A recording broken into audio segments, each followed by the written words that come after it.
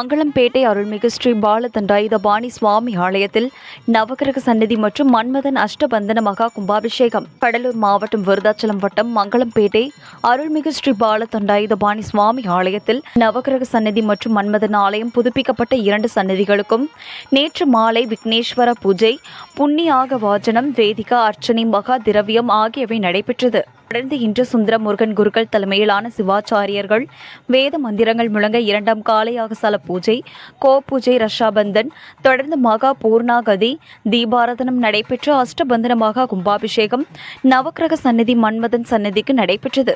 ஏராளமான பொதுமக்கள் கலந்து கொண்டு சுவாமி தரிசனம் செய்தனர். பக்தர்களுக்கு பிரசாதம் வழங்கப்பட்டது. விழா ஏற்பாடுகளை ஆலய நிர்வாகத்தினர் செய்திருந்தனர்.